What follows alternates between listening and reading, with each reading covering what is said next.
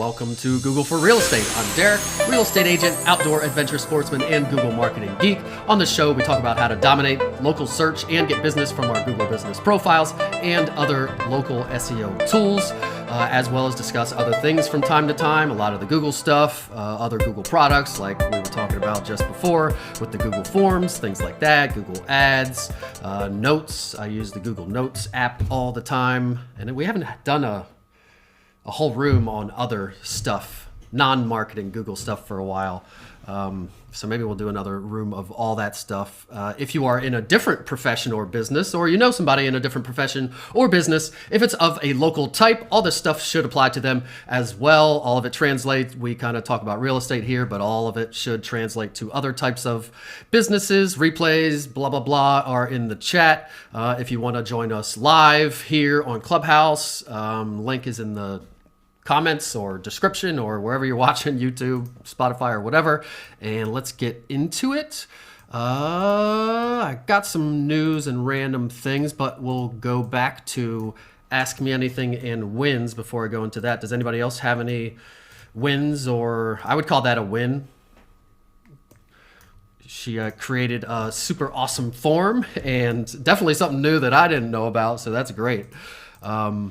And I actually had a win also yesterday, I guess it was. I just switched brokerages to Coldwell Banker, and for partially the reason of what's happening. I didn't state that correctly, but basically I had a meeting with our sales manager or whatever yesterday because they need help switching the Google business profile for the new office. That's like a block for me, which is one of the reasons I switched. And she's now going to basically give me access to all of our, I guess it's most of Pennsylvania Coldwell Banker agents to do some Google boot camps and probably like a free tutorial 30-minute sales meeting kind of thing, and then hit people up to get some business there. So that's great. That is part of the reason I switched there, because I knew there would be an ability to tap into a whole bunch of agents. I mean, all of Pennsylvania. So that's, I don't know, thousands maybe? I don't know. But that's awesome. So that's a win for me, being able to get in there and being connected with that. And their Google business profile that I have to fix is going to be a huge pain in the butt because they have duplicate profiles, and she like moved her address but as a consumer, and then overnight, so I met with her yesterday to talk about it. The day before, I had Googled it to look at the profiles, and there were two profiles for that location, duplicate profiles, two profiles. And then overnight, when we went into her account the next day and me looking on my own phone, we could not find the two accounts, and the one account that was there was flagged as duplicate, needing re-verified and all that stuff. So weird how just overnight, and maybe me Googling it and clicking on both of those profiles and looking at them, maybe that triggered Google saying, oh, this is confusing, this is the same business or whatever, and then doing it overnight. So I don't know what happened. I don't think she got an email about it, so it might have been sitting there looking like that for a while. However, that's going to be a pain in the butt because it's not a straightforward just verify. It's sitting there saying it's a duplicate, but also saying that her request to manage that profile was denied, but we are in the admin dashboard. She clearly has admin access already, so we're in one of those Google glitches where there's no straightforward way forward. We got to figure out the glitch, get the glitch figured out, then re-verify it, blah, blah, blah. So I kind of regret that I didn't ask for money to fix. I'm like, yeah, just make me admin. I'll fix it for you. I'll get it done. Try to be a nice guy, but at least I'm going to get connected with all those agents, which is going to be awesome. So anybody else have any wins or issues or any questions or anything about Google Business Profile, Google Ads, Facebook, online marketing, any kind of stuff? Change the subject, but I want to share. I know that your room's on Google Business, but I want to share something I'm really excited that I did this last weekend. I've really found a need to have some sort of like contracts class in my brokerage, because for those that don't know, I train new agents at my brokerage, and we have pretty much everything dialed in. It's been evolving over the years, but contracts has been a hard thing, and trying to figure out, like, I have walkthroughs, tutorials on how to do it. But anyhow, long story short, I finally decided I used Google Forms to create a contracts map. So it starts with a series of questions of like, where are you at? And they can answer the question like, I'm starting new with a buyer, I'm starting new with a seller. I have a buyer that's ready to write an offer, a seller that needs to respond to an offer. I received a counter offer. I need to write an addendum. And they choose what they need. And then based on their answers, I had to map out like where they go next. And it's working beautifully, and I'm really proud of myself because it was not an easy task to map it out and tell it where to go next. But so far, it's working beautifully using the Google Forms. And now my agents can just answer the questions, and at the end, it tells them exactly what forms they need. And I even have links to how to fill them out because I had done that part prior. So I'm just, since we're talking about Google, I'm super proud of my newest Google form that I just finished. Well, that sounds awesome. What? So how do you? I don't even know how to do that. So you set it up like a course, like the questions in a. How do you serve up? How do you serve up So different things based on answers? I don't I even know how to do figured that. it took me a while to figure it out. I actually Googled like what kind of system can I use to do this, and Google Forms was one of the answers. And I was like, huh. Actually, I think I asked ChatGPT. Um, So in when you like have the question, so when you start with like you have a section, so you start with a section and you title it. And then you add a block and that's your question. The three dots in the bottom right corner, you can click it and you can change in I'm trying to remember what the verbiage is, but there's three Response options. validation and description are what I'm seeing in front of me. Maybe another one in some views.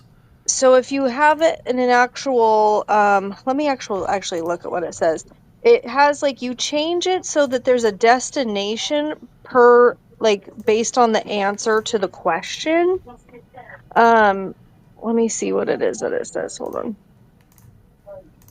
let me just open my computer, that's easier. I mean, You this and is groundbreaking. Yeah, it was really awesome. And so then I created a new section wherever I needed that question answer to go. um I would create a new section, and that section would be like another title, like, okay, now your client has reviewed the agency disclosure. Have they chosen? And then I have a series of questions. Have they chosen to be a client, a customer, or are they still undecided? And depending on their answer, that answer would then shoot them over to a new section. So I have several sections. So it would say, like, if they answer client, it'll go to section 5. And then section 5 is another title, like heading with its own set of questions. Um, it was pretty, like, I was really, like I said, that's why I'm so proud of myself. I was like, I actually did this and I made it and it works and it's working, and it worked more beautifully than I could have imagined because I wasn't really sure. So in the questions section, yeah, in the bottom right corner, there is description, and then go to section based on answer, and then shuffle option order. So the go to section based on answer is what I selected, and then next to each question, I choose where they're sent if that's the answer, like, or next to each, so I guess it's not really next to each question, next to each answer, I choose it from a drop down menu, where they go if that's the answer that they chose. And then it'll That's jump killer. right over to that section, and then it's another question, and depending on their answer, it sends them to another section. And then at the end, I don't necessarily have a question, it's just a section without any questions, and it's basically just a statement that says, okay, here's where you landed and here's what you need, and it's just a list of all the forms that they need.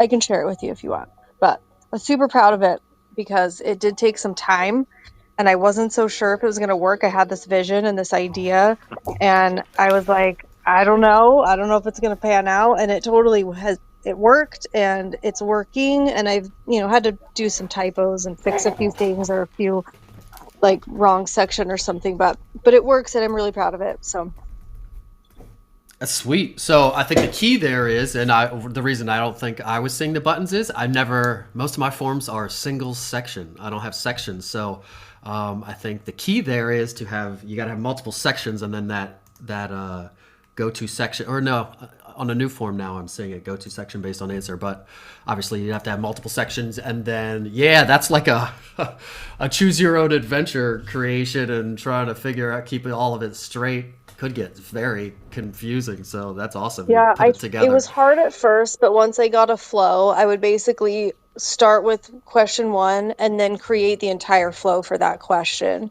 And then I moved on. That ended up being easier. It was really kind of challenging at first to keep it organized and figure out where I'm going, what I'm doing. But once I switched to just doing one strain, one string of questions, then I was able to keep it organized. And I jotted it down like in an outline first, so that I had my paths figured out. Um, Sorry, baby's coughing.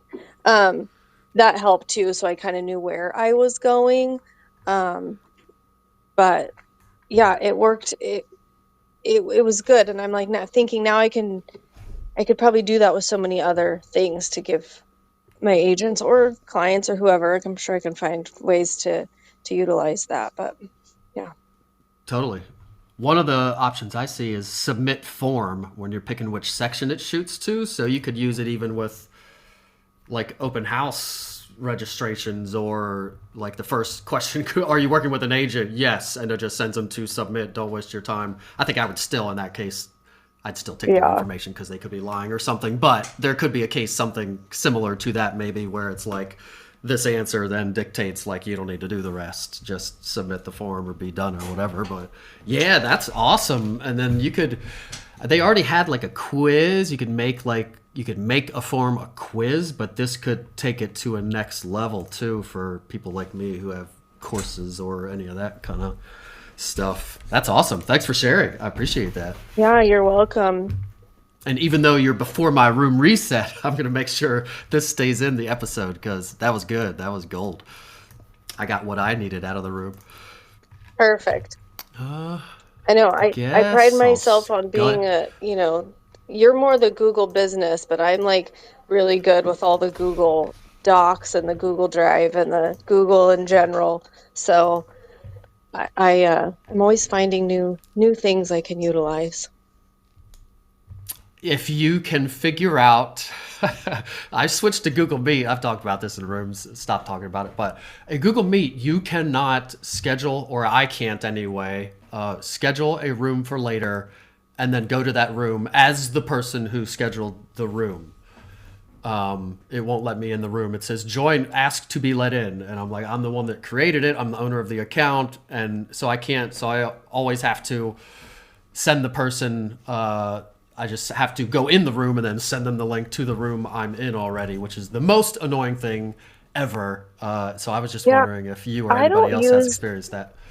I haven't. I actually tried to use Google Meets once, and I haven't used it again because what happened was I scheduled a room just like I would with Zoom. I have like, it's an hour class or something.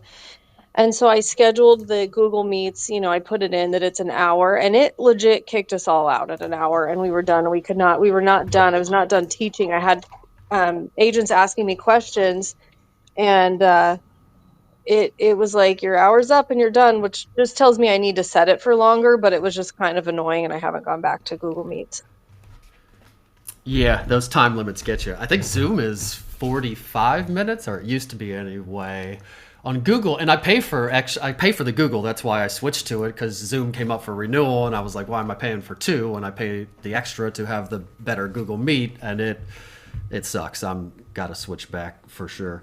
Zoom is way better just for that alone. Like I could deal with the rest of the stuff that isn't quite as good, but just like I can't schedule That's like an extra 10 minutes every day, maybe 20. It depends how many appointments I have, because I send an email in the morning that says Google Meet link in the subject line. Hey, good morning. I will reply to this email a couple minutes before our call with the Google Meet link. Half the people click the Google Meet link in the calendar event because for some reason I cannot make that not happen. Even if I say don't create a Google Meet thing, the phones and the things kind of create a Google Meet link in the calendar event, which is not the one I want to use, blah, blah, blah. Anyhow, don't use Google Meet if you're using that. Google's scheduling thing also sucks. Don't use that. Yeah, I Don't even started to try set it. that up once because I use Calendly, and I never really went any farther. It's still just kind of sitting in my calendar because it was set up, but I've never had anyone use it. And you can't delete it. I tested one, like I created one thing, kind of like you did maybe, and now it's still, like I couldn't figure out. So it's still on like every Friday I ended up changing whatever it was to like 2 a.m. So it was like off of my calendar. Yeah, it's terrible. Do not use that. They spent zero time trying to make that work. Some people use it, but I think the people that use it don't really use scheduling links all that much or whatever. So Derek, just interestingly, there was an article yesterday about Zoom and their stock and how poorly it's doing. And over the last 5 years, it has kind of consistently gone down. So I'm wondering if it's going to end up disappearing.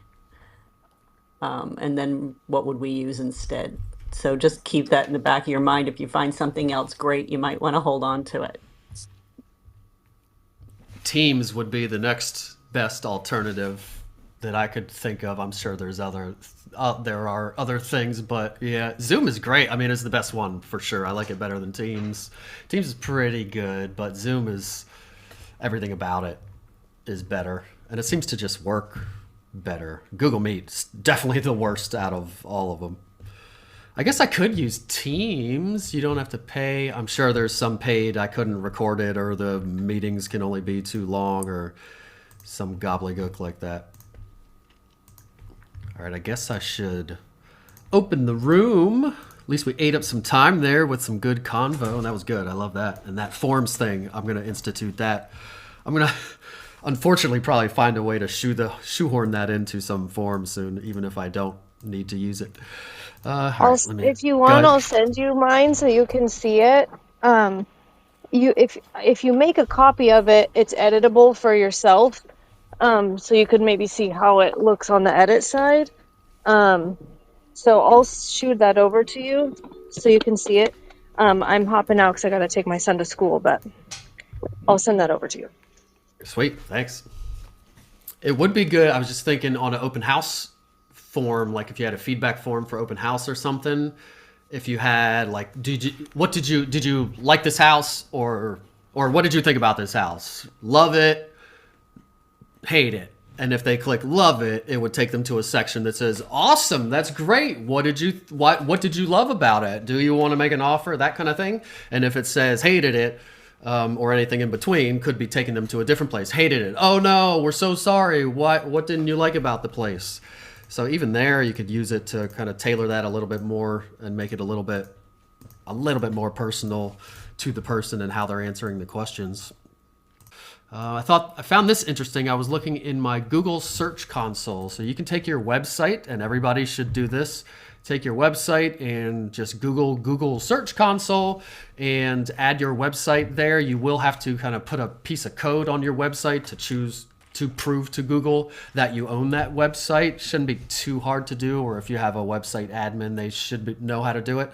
But it's a free tool, fairly easy to do. Like I said, just pretty much telling Google what your website is and then putting that piece of code on there, and then it verifies it, and then it's the way to make sure that Google sees your website, is indexing your website, is scanning your website, knows it's there, knows what's on it, all those things. So everybody should be doing that, not only for your website's sake, but also for your Google business profile sake.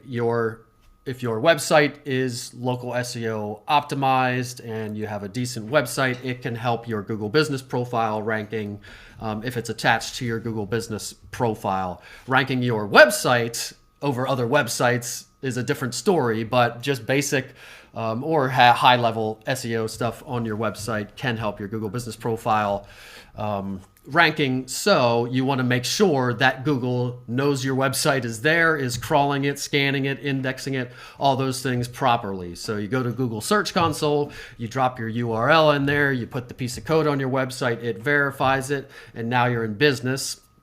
And I was in there just the other day, and I don't look in here all that much. Like, I'm pretty niched down, and if it gets too heavy website SEO stuff, I subcontract that or hire that out or whatever. But I do know how to do the basics and add them in here, and I do it for clients and stuff. But anyhow, I was in my account, and I found it interesting that on my real estate site, my best performing pages, and it's not like a million clicks, it's like 39 clicks, 50 clicks, 6 clicks, 5 clicks, like in the hundreds of impressions that I showed up for. But the top pages that I got clicks for and that I showed up for, that I ranked for, were resources. So 5 must-know real estate forms, which I try to update every year. I did not do it. And this also reminded me I need to update these 2 top performing posts. They're blog posts, website pages also. So 5 must-know real estate forms. I try to update that every year and also make sure Google knows that I updated it. They like when you update content and tell them that you updated it, as long as you actually did update it. If you're changing 2 words and then trying to tell them that you updated it, but you really didn't, it will figure that out and then not help your ranking. But if you did change it and there's actual updates and things to it that make sense and help the information you're giving, then Google, that can help your ranking a little bit sometimes. So 5 must-know real estate forms was one of my top performers, and lowest real estate taxes in Central PA. That was one of my other ones. And actually, no, the screenshot URL was at the top. That's weird. I didn't notice that the other day. Of the lowest taxes, I have screenshots of there of some of the like millage rates, or yeah, I have the screenshots of the actual full like PDF on there of Dauphin County millage rates, all the townships, Cumberland County millage rates. And I think those are the only 2 I include on that page.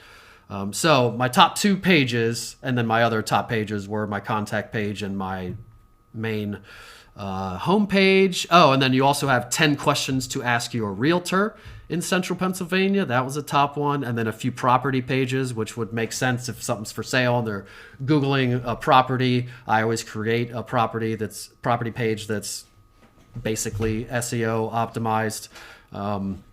So those usually get a little bit of traffic. But I found it interesting that all my top performing pages were resources. So I'm ranking, it's number 1 tells me that it's easier to rank for those types of things rather than, because Zillow's probably not going to compete with me with those kinds of things. Trying to rank for just like real estate for sale, houses for sale, real estate agents in, those kind of website rankings are probably tough to get, but these more niche ones, more hyper local, more informative ones could get us in front of more people. So I'm going to update all these top performing ones. What do I have? 5 must-know real estate forms, lowest real estate taxes in Central PA, and then 10 questions to ask your realtor. And then the 10 questions to ask your realtor actually came from somebody gave me this long list of questions that they probably Googled, what should I ask my realtor? I then answered it super nicely, and I figured I spent all this time answering all these questions with a lot of thought. I might as well put that in my listing presentation or whatever. So those also live in there. And I don't know on the web page if I answer. I think I did put my answers on there, which I'm sure need updated because I haven't updated that one for a long time. The taxes one, I definitely update that every year because that changes every year. And then the real estate forms also, that definitely changes. Those are the 2 I routinely update. Some of the other ones I don't, but probably should. And then maybe write more blog posts or have more website pages related to resources like that, resources and tools. So I found that kind of interesting. So anybody out there that has a website and is worried about that kind of stuff or wants to get in and start worrying more about that stuff, those might be good ones to rip off and duplicate, and then other ones like that, other kind of tools and resources. These next few items are from the Near Memo, last Thursday, February 20th episode. The Near Memo is an awesome podcast with three of one of the top gurus in the local SEO space. They mentioned that there is a dedicated team at Google Business Profile for hotels. So there is a dedicated hotel team at Google Business Profile that works exclusively on hotel profiles and making hotel profiles. They even display differently and have different features that other profiles don't have, yada, yada. We all know that there are features that we don't have on a real estate profile that a restaurant profile would have. They would have a menu feature. They don't have products. On ours, we have products.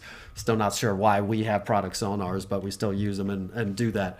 But I found it interesting that they had a hotel team, a dedicated hotel team, and I was thinking they need to have a dedicated team for every industry type, or at least a free, like they could reach out to me, just like movies have consultants.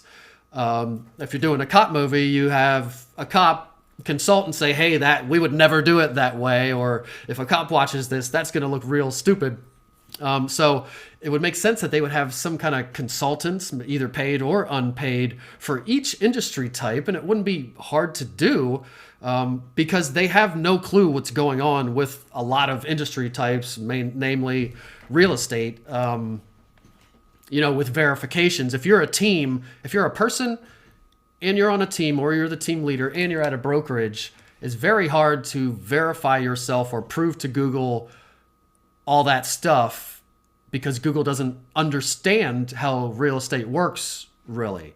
If you're a team, I have trouble all the time with suspensions and verifications with teams because there's a name, Joe Smith, realtor, and then dash Joe Smith team dash 123 real estate. So there are three entities there that Google is going to want you to prove that you are part of, that own, or are a part of, or own, or have business licenses for, and or have access to the address on file and all the things. So it's just too many things and too convoluted. It gets really confusing to them. And pick one of these things. Are you a person, or are you the brokerage, or are you the team? Usually it's not too hard when it's just, Derek Bixler, realtor at Coldwell Banker. That usually gets by, that's fine. But as soon as you introduce that third one even, because now you are, for the team name, you have to show your business registration document. But then for your business license, that's going to be in a different name under you as a person, because usually the team does not have a real estate license or a business license per se. So now you have proof for the things, but not all the proof for all the things, and it just makes it really hard. So I think they would benefit in having people from each industry that can explain to them the nuances and how these industries work. Another instance is the local services ads.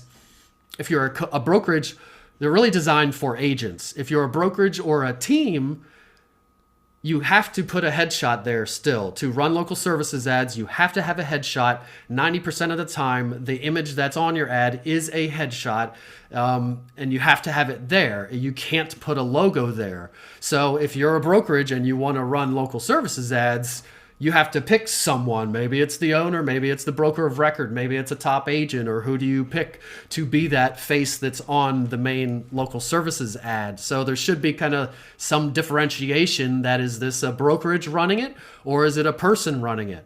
And then when it's a person running it, they set it up weirdly. So you have to have that headshot for the company, but then in a local services ads account, you also have to add at least one professional, and you can add multiple professionals.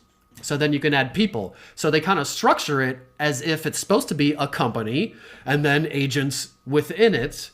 but they don't allow you to put a logo or something different than a headshot for the company. And if you're just a person, a real estate agent, and I'm not the company, I'm not a team or anything, then you have to be redundant. I am the company, and then you also have to fill out that part, real estate agents, and then so it's like you are an agent at you as an agent. So it just doesn't make sense, and they probably don't care to spend the time to figure it out or to change it because we're all going to run the ads already anyway. But it would make sense. I mean, it'd be pretty easy just to have people from every industry kind of consult and maybe have a team in the Google Business Profile department that maybe is responsible for one or multiple different industry types to make it better for us on the user end.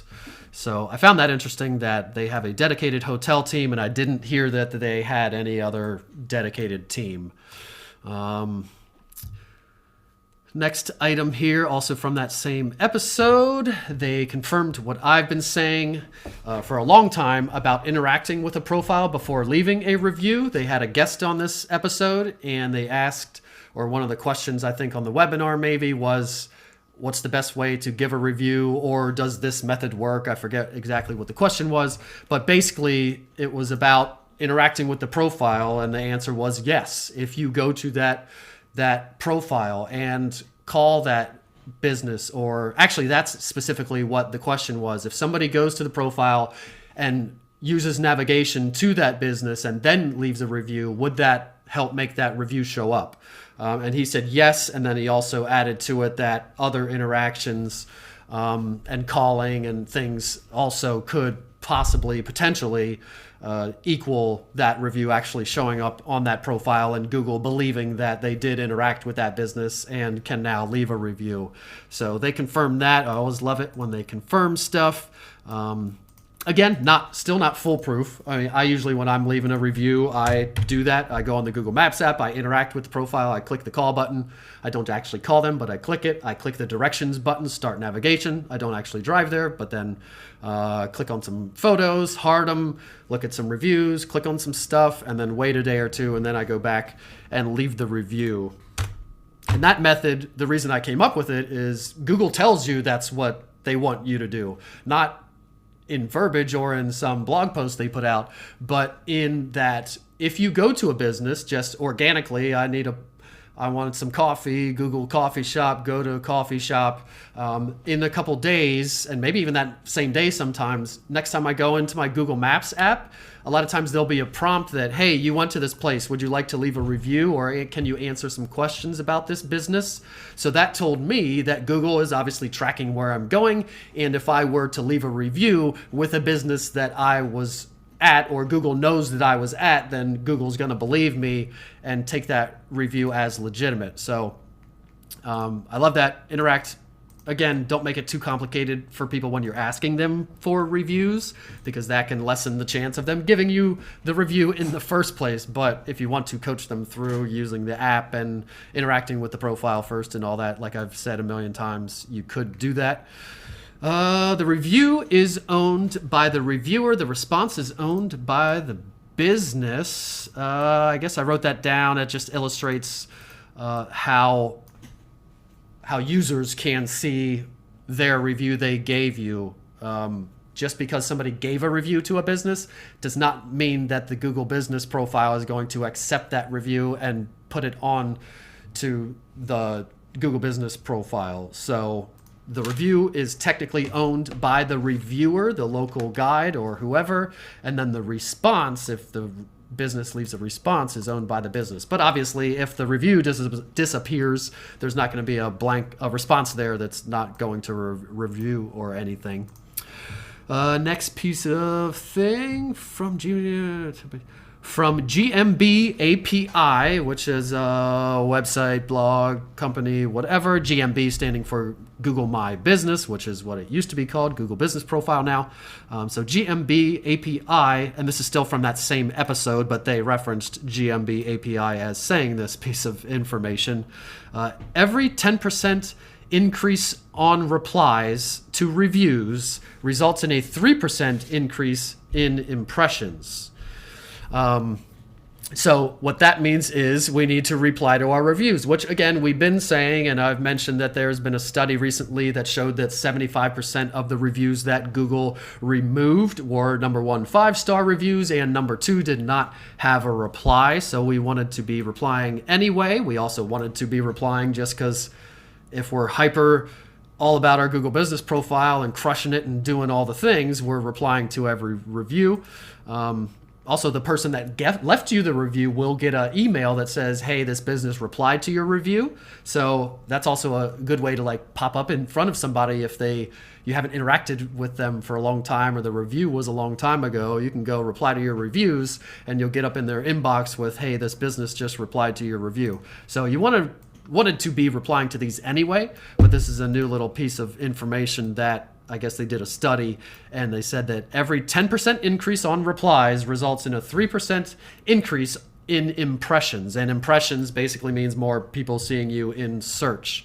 So 10% increase in replies. If you go to 100% increase in replies, that would correlate to 30% increase in impressions, I guess. I'm sure it doesn't scale that way or whatever, but you definitely need to be replying to all your reviews, good or bad, every single one. And if you haven't replied to any of them and have a whole bunch sitting there unreplied to, just reply to a couple each week. Going into your dashboard routinely helps you get brownie points. Replying to those reviews helps you get brownie points, yada, yada. So don't blow your load, so to speak, all at one time, replying to all 50 at once. Space it out, do a few every week or one a day for a couple months or whatever, and then reply to all the new ones quickly.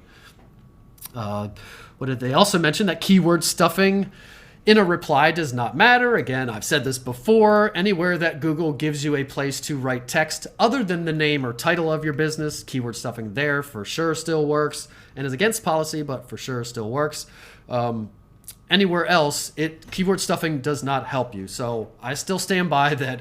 The people that you see posting, like, I post updates 8 times a day and I have ChatGPT write a SEO keyworded full 1,000 character, filling up all the space, all that stuff, I still maintain that doesn't help. If those people are crushing it, it's because they are just destroying it with their Google business profile. They're probably overkilling and doing things that they don't need to do. If they're doing all that stuff with the updates, they're probably getting reviews like a mofo. They're probably replying to the reviews. They're probably in their dashboard all the time. They're probably adding products. They're probably making sure to tell it that they're open on holidays, all the things. So a lot of times when you see those posts, I push back on those because those things are not true from what I understand. And I've run tests too. I've posted like a madman and it's done absolutely nothing. I've scaled it back. It didn't really do much of anything. You do want to do some of it for conversion reasons also, but doing it crazy doesn't really matter. So keyword stuffing, what got me there is keyword stuffing in your reply does not matter. They confirmed that. You still want to use some keywording because we're still superstitious about it, even though everybody says it doesn't. And we want to resonate with people. If they're looking to sell a house in Carlisle, I want to talk about selling a house in Carlisle. So I'm still keyword stuffing it a little bit anyway. And they added, it's the engagement on your profile that matters because it signals to Google that your information is correct, your profile, on your profile, and you are legitimate. So it's that when I say that, that's talking about you replying to them. It's, again, being in your profile, being in your dashboard, proves to Google that you're in there. We see you keeping it up to date, and we can send people to you because we know that you're legitimate and all your information is up to date, yada, yada. Next piece of info here, manual verification only, blah, blah, blah. We already know that. They have 9 call centers around the world. They quoted. I put a plus or minus here because he might have said something that made me think maybe there were more or less. But he said 9 call centers around the world that Google has for Google help and support. They've actually been having a backlog recently. He added that the best performing call centers for Google helplines, I guess this would be ads, Google Business Profile, and all the other things, local services ads. I don't know if YouTube has a phone or a help. and maybe it. No, he said call center, so it would have to do with the phones. But one of the best performing ones is Athens, Greece. And Argentina, I think he said, is the one that is the very best, that performs the best with help tickets and all that kind of stuff. And of course, you can't pick which one you're talking to, so that means absolutely nothing to us, really, other than I found it interesting that Athens, Greece is the best one, and then Argentina. And I think the Argentina one is because they speak Spanish, and around the world, Spanish is spoken a lot. And does Argentina speak Portuguese? Am I remembering that? He said Spanish, but maybe they speak both. But I think maybe they perform well because they speak and service a lot of non-English speaking help tickets or whatever. So found that interesting. Got rid of Google trusted photographers. I didn't know this or when it happened, but they mentioned this. And I think what they were talking about is on Google Street View. So when you look up a business on Google Maps, a lot of times you can see like the car image of the 360 Street View or whatever. You could, as a business, go on Google, search your area for a Google trusted Street View photographer, and then they could come and do 360 imagery, both of the outside and the inside of your business. And then they have to upload it via a special portal. And you could actually do it yourself if you had the right camera and did all the things. But you could hire somebody to do that for you, and nobody ever did it. And that's definitely a next level ninja trick if anybody did it. But I hear that they got rid of those. So I'm assuming that's what they were talking about when they said they got rid of the Google trusted photographers, but I'm not sure. So maybe that went away on Street View.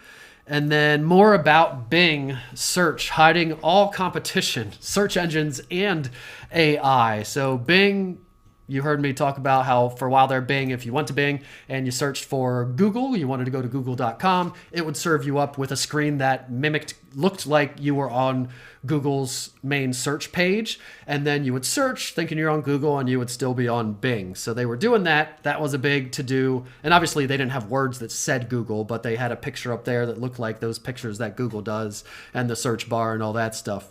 So they did away with that.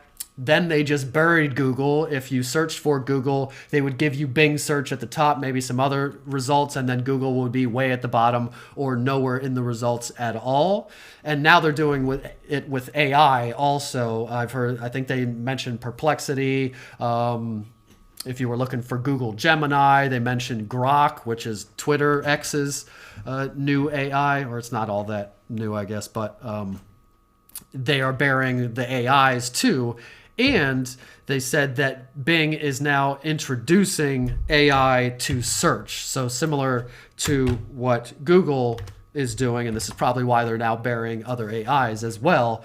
They are going to insert AI into their search as well. So the same way Google, if you ask it an informational question these days, if you do a local business search, it's not going to give you an AI answer. AI overview, AIO is what people call it, AIOs. So if you search informational, Google's going to do the Googling for you and tell you the information, tell you the answer right there in an AI answer. So Google is also doing the same thing, and theirs is called Copilot. And if you're in the Microsoft world with Microsoft Office and all that kind of stuff, you may be well versed with Copilot and maybe using it already.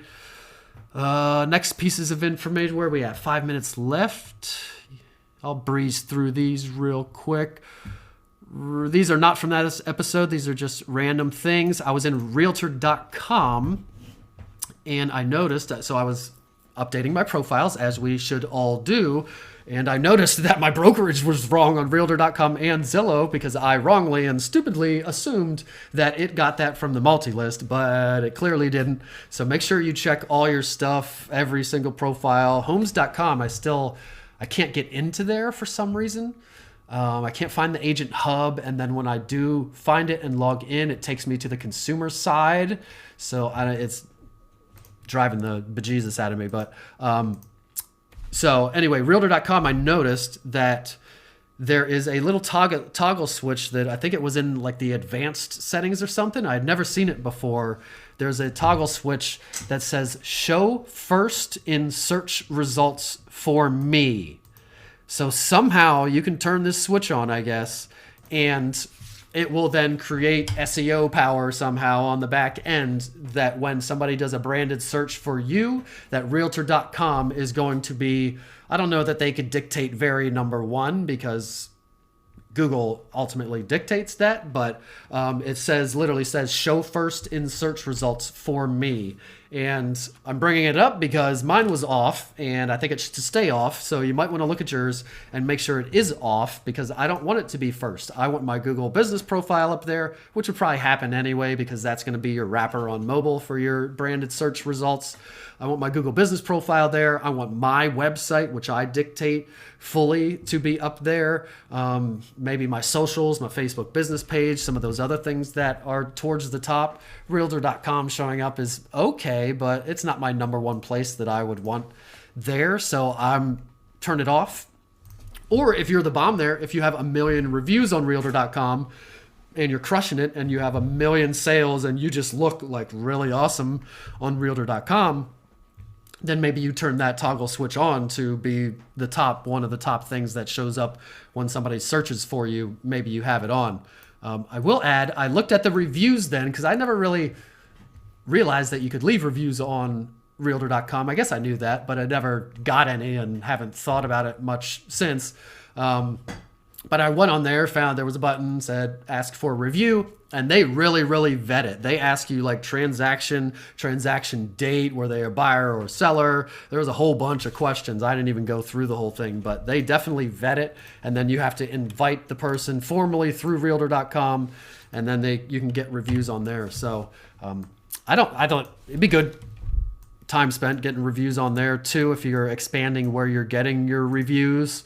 Zillow and Facebook business page, I think, are still the top two out of the alternatives to Google. But Realtor.com, you got them there, and they do have good SEO power. When I search for properties or real estate agents, Realtor.com a lot of times is right up there with Zillow. And actually, lately, it's been above Zillow. Lately, I'd say the last week, when I've been searching for Carlisle Realtor or blank place, I'm talking to a person, I'm looking up realtor in their area or seeing what comes in their search results. Lately on desktop, and I'll have to specify that it's desktop because it could vary on mobile. Although I have seen it kind of the same on mobile, slightly different, but you'll see the local services ads all the way at the top, like we would expect. And then there was one website between the local services ads and the Google business profile results, what we call the local pack, those 3 that show without clicking to see more. So there's one website in there between those 2 things. And that website over the last week, I've noticed, has been realtor.com. So I don't know if it's an algorithm change or something Realtor.com's doing, or I would guess it's probably a Google thing.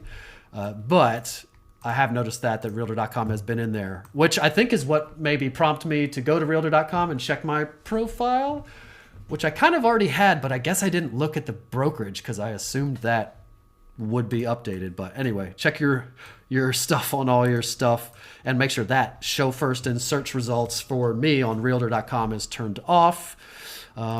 Special hours, Easter just populated on your Google business profile, so make sure you tell Google you are open on Easter. Do that at least the day before, and I would expect to see Black Friday populate in there at some point. Should have already because that's before Easter, but if it does, make sure you're open on Black Friday. Also, always be open every single holiday until it becomes a problem. Voice search is BS! Exclamation point, exclamation point, exclamation point. I answer this almost every day. I feel like I get a text or a message or an email or something about voice search. And I mean, from clients asking me, is it legit? And then I also get hit up on phone and email and ads and stuff about voice search. You got to be on voice search. You're not on voice search. Make sure you're on voice search. So voice search would be Alexa, an Apple. I think they have a smart speaker, Siri, whatever, whether it's on the phone or a smart speaker for Apple. Google has Google Assistant and Google smart speakers. And then Alexa, Apple, Google, I guess that's it. So the smart speakers, there is no extra place to be on a smart speaker for search. That's completely BS. It's a way to sell you something. If you are doing all the search things already, if you're on Google Business, if you have a Google Business profile, if you're on Bing Places, if you're on, and I guess Bing, do they have? I mean, they definitely have an AI, a Copilot, a thing you can talk to. I don't think they have smart speakers, but any of these things that you would ask via a voice, they're going to Google and look for the results just like a human would. So there is nothing extra to do to appear on voice search other than what you're already doing to appear in a regular search. If you have your Google Business profile and your website and all the things, that's how you get found. There is no voice search. You are not missing from voice search, and there's no extra thing to do to get on voice search.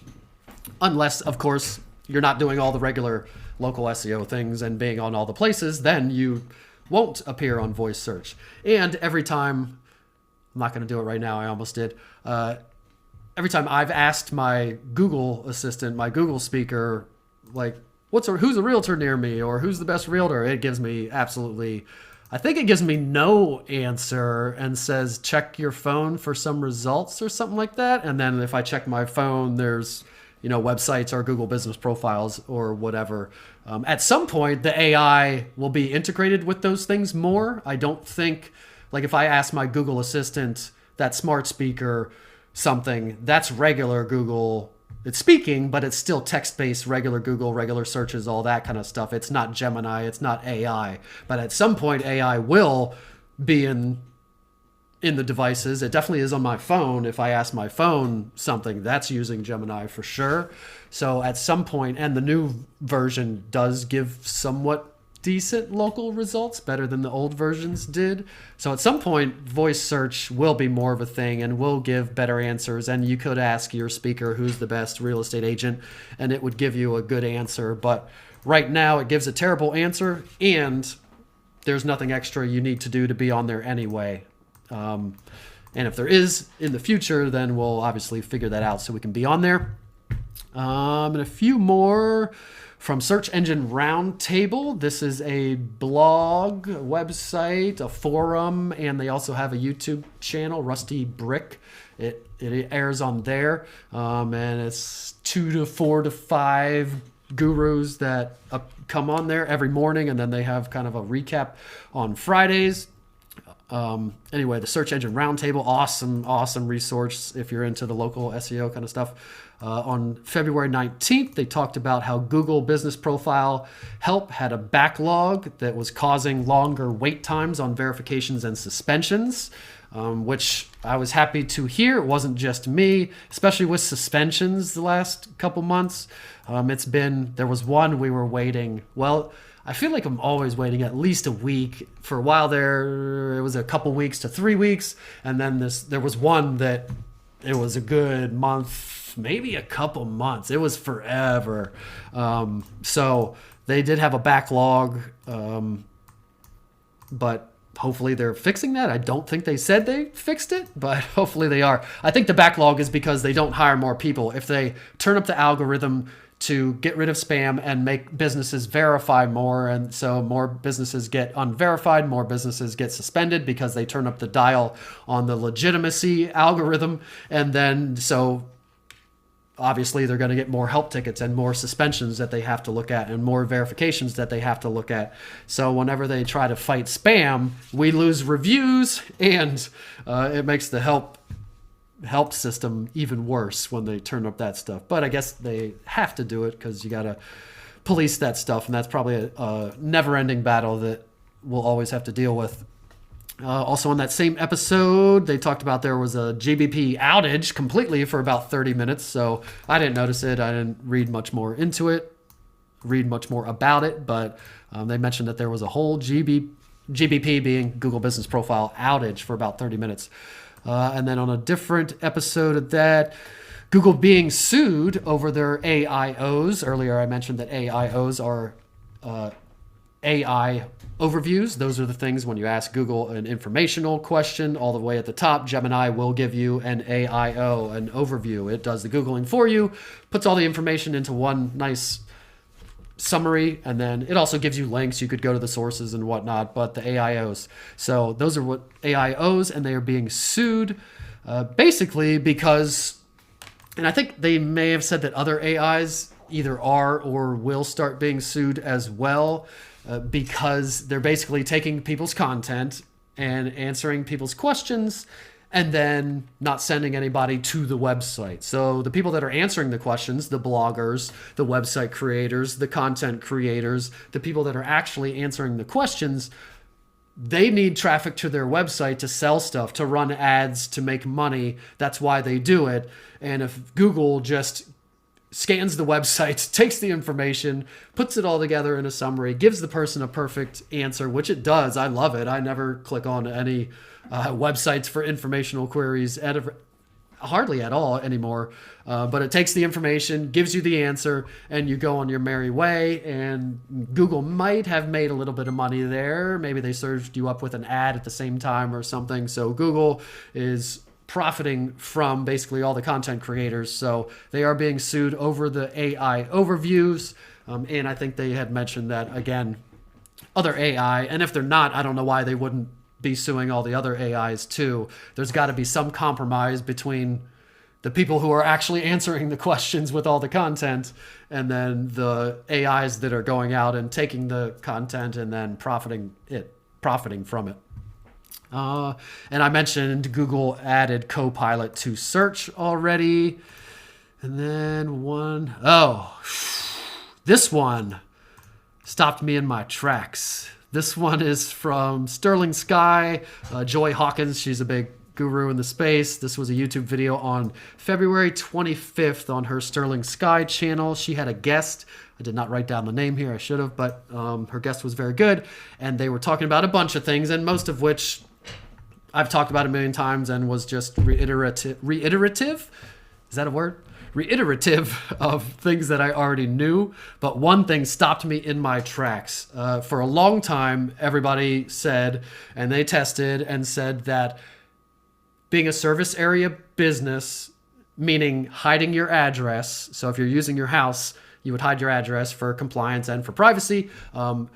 Versus showing a physical address with a directions button and all the things like a real office, the ranking did not differ. You should rank the same. You have the same ability and chance to rank whether you hide your address or are showing a physical address. Now they are saying with showing your address, a physical location, it can lift up to 70%. It can lift you up 70% higher in the rankings or in their tests or whatever they were checking. It helped a lot if they were showing an address. And in their tests, they hide an address. On one profile, they hide the address, then add it back, and then watch the rankings, and then they hide it and add it back, and they do tests like that to see. And these people deal with tons and tons of profiles, way more than me. So it's pretty trustworthy when they say something.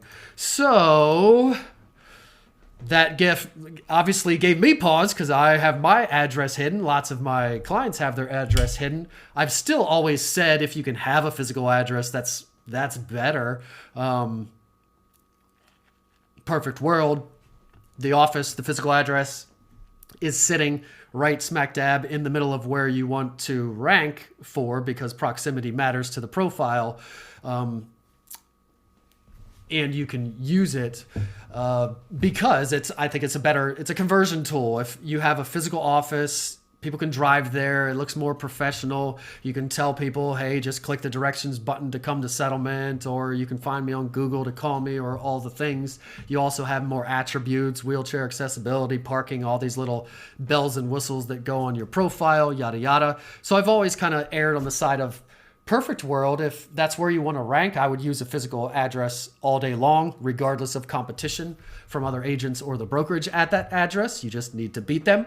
But a lot of people use their house, and I use my house. I'm about to switch it to that new office like I was talking about. I'm waiting for them to get some signage in place. But I was using my house, and I outrank people with physical locations. So I don't know that I completely, totally buy that, like if I switch my address, which I'm about to do, and I'll tell you if it does do anything, just switching to a physical address, everything else equal, will lift you that much. I don't know. I mean, they know what they're talking about, like I said, so I believe it, but with hesitation, I think, because I know, and I still rank well here. Even I have seen a dip because of the change in the algorithm where they seem to be focusing on other signals off of the Google business profile. Because I don't, these big teams are, they got billboards, they're sending mailers, they're doing cold calling, they're doing all the things that would cause people to do branded queries to search them out specifically, which then helps the Google business profile rank more. It didn't used to be like that. It's just get lots of reviews, be good on your Google business profile, and you could outrank people. So I've seen a dip because I only do the Google stuff and I don't do all the other stuff. But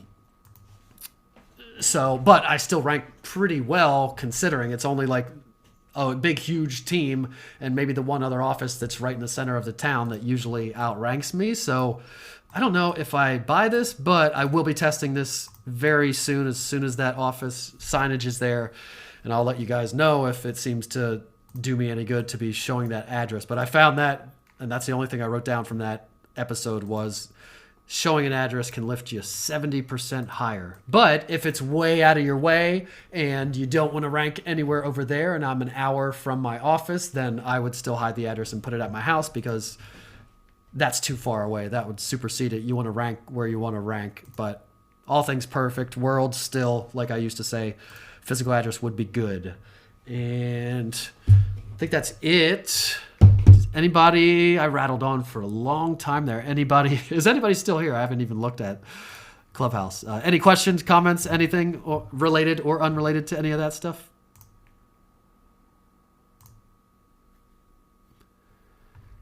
If not, I will give my voice a break and let you all be on your merry way. And I just got nervous. No, I got 15 more minutes till I was all of a sudden thinking, I think I have something starting at 10:15 and I'm going to Hey, Derek. be rushing. Go ahead. This is Linda in Cypress, Texas. I have two questions for you. The first one, as I came to the office this morning and I was listening to you, I thought, well, what will happen if I do realtor near me right now in my car? And will it bring up our company? Which it did. It wasn't the first, but it wasn't far down. And it brought it up. And then when I parked my car, I tapped on what Google Maps brought up as our page. And what I found is that it included a lot of pictures that are not on my Google business page. And unfortunately, in some cases, they're from a prior broker. And so I wondered if you had any insight as to what Google Maps was bringing up as pictures and videos when you actually click on, your company. Yeah, if you're in the actual Google Maps app, the photos on your profile should be only ones that were added to the profile, that profile, by the owner or by consumers. Obviously, you have control over the ones that an owner added. You do not have control over the ones that consumers added, other than you could report them if you wanted to or something. Well, I think these might be from when the page had the old broker years ago, like 3 years ago. Yeah, if nobody deleted the photos, they would still be in there. So But they're not on my page. If I go and look on my page, they're not there. So I just thought this was really strange. I'm going to investigate it more when I have nothing more pressing to do, shall we say. Yeah, the other explanations possibly, if there were two profiles at some point and it thought for some reason it was a duplicate profile and it merged it automatically on the back end, which it does sometimes, it might insert those photos onto the merged profile, but then, a glitch part of it would be like the photos came over, but I don't see them in the dashboard because they're actually existing somewhere else or something, if that makes sense. Well, they're all existing in social media. They're all old social media images that had been posted. And this is on the Google Maps app, not like Yep. mobile search, regular App on my search. phone. App on my phone. The good news is the ones that it came over, while they do show the other company, they're not like, oh my gosh, I'd never want that to be out there again. But I just thought it was strange to see those come up. So I'll What's the investigate more. profile called? I knew you were going to ask me something like that. Uh, Because I know it's not you. I know. Um, it should be. Oh gosh, I should remember this, but I'm old and my memory is infirm. That's your website. Let me get to a Google page here. If somebody else has a question, please go ahead and ask while I'm fumbling with my search here. What is it? Paragon Property Group? That's what it It is in is Cypress? Paragon Property Group, but it starts with Jessica's name, I believe. It should be like Jessica Harless, Paragon Property Group. And when it came up in Google Maps, it came up as Paragon Property Group : Jessica Harless. Yes, that's what I got. Okay, that's us. And oh, you're talking about, so when you scroll sideways, the photos all the way at the top. When you scroll sideways, Yeah. those are, it's mostly your photos section, but recently they have also started pulling updates up into there, which is why I like to post testimonial posts. So Yeah. if you go down to your updates, which are still not other social media, that's still on your Yeah, Google Business the profile. updates that are here are ones that I've put in onto this page. But the photos are not, I don't believe that I can find uh, the Thanksgiving photo that you see there. I don't believe that's on our page. And if you go farther into the all and you go down, okay, you'll start to see things that were my former broker, or her former broker, I should say. When you see the orange come up, it comes from another time. Got, so Next Home is old. Yes. God, that's all. And they're There aren't all that many there. pictures that I'm seeing either. Well, yeah, if you keep going down. So I wondered where it was getting them from. I'll research it a little bit, Derek. I don't want to use up too So that much time. Thanksgiving one is not in your, when you go into your admin dashboard and click on photos, that Thanksgiving one's not there. No, and none of these next home ones are there.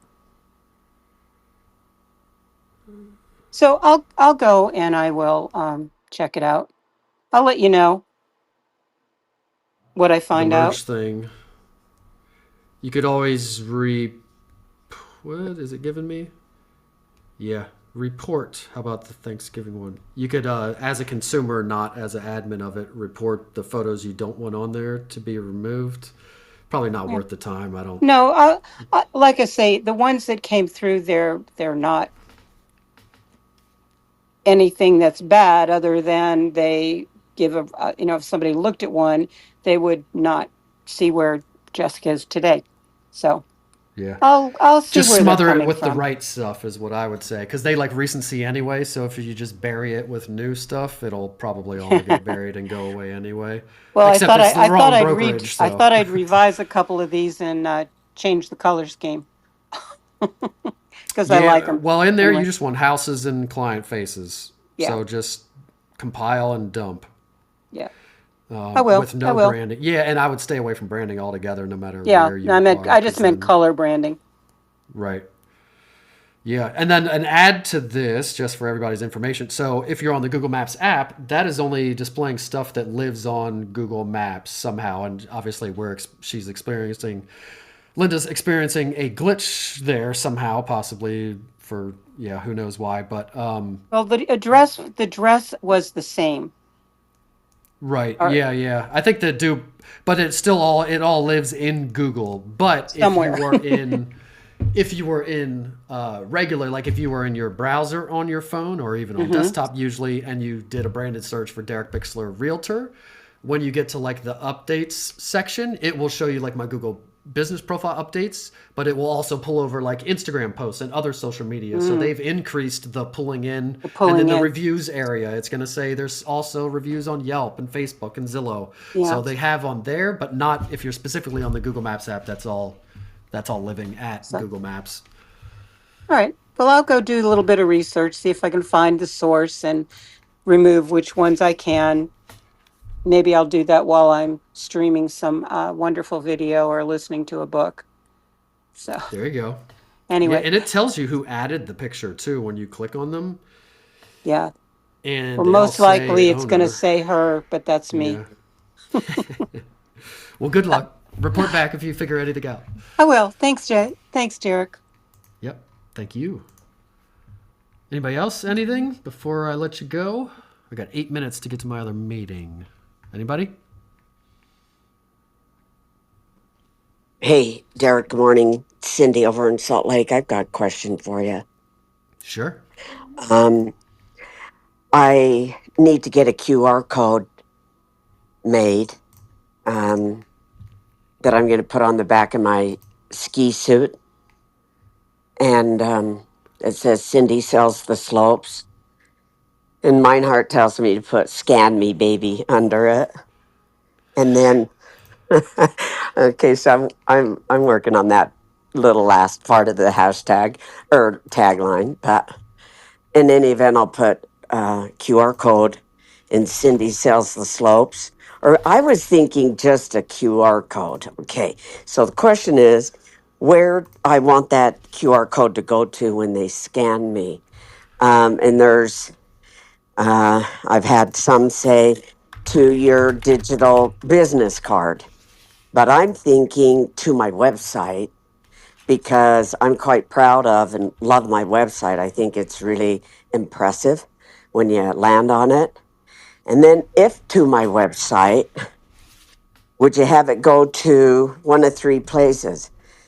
The main front page, the About Me page, where it pops up my picture that I finally got for you. It's not that old grainy one. Or to the Contact Me page.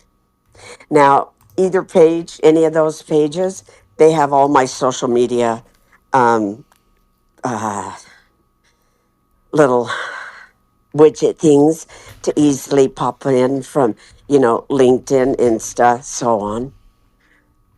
What are your thoughts on that QR code? And um, if anyone knows, like, best place to have that made and the best way to apply it onto the back of my ski suit. So it's kind of a long question, but your thoughts on that, I'd love to hear. Yeah. So number one, QR code, especially if you're doing more permanent things like that, it should definitely be a dynamic one that you can change where it sends it to. So just make sure the QR code, you can change where it sends it to. So if you want to change your mind and send it to your website or send it somewhere else, you can change that and the QR code remains the same. So that's number one. Where I would send it, I think I would, perfect world, you'd make a custom page for that, like for skiing. Like, hey, you saw me skiing. Like, speak directly to what they just did.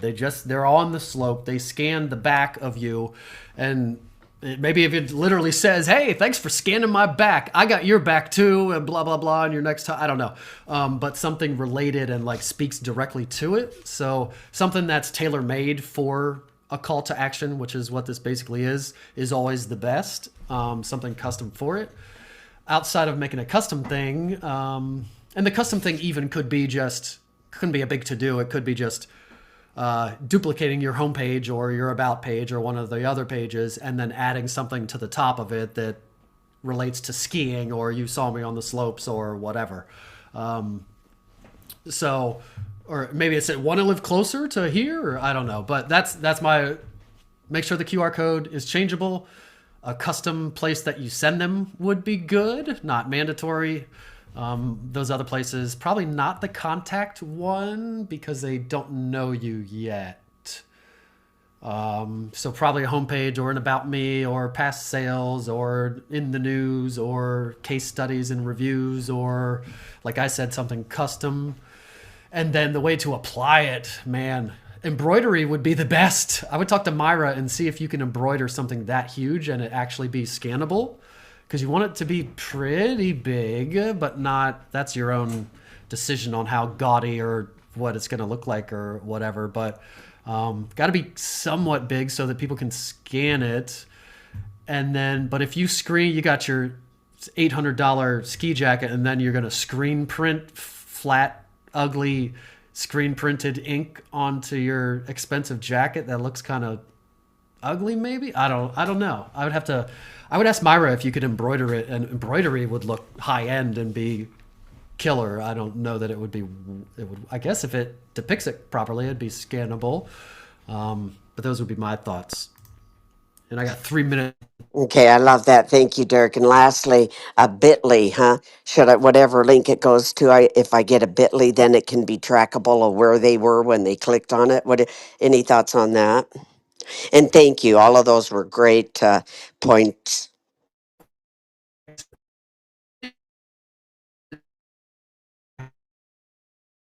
Is it me? I think you're in the Matrix. Me? Her? Oh, okay.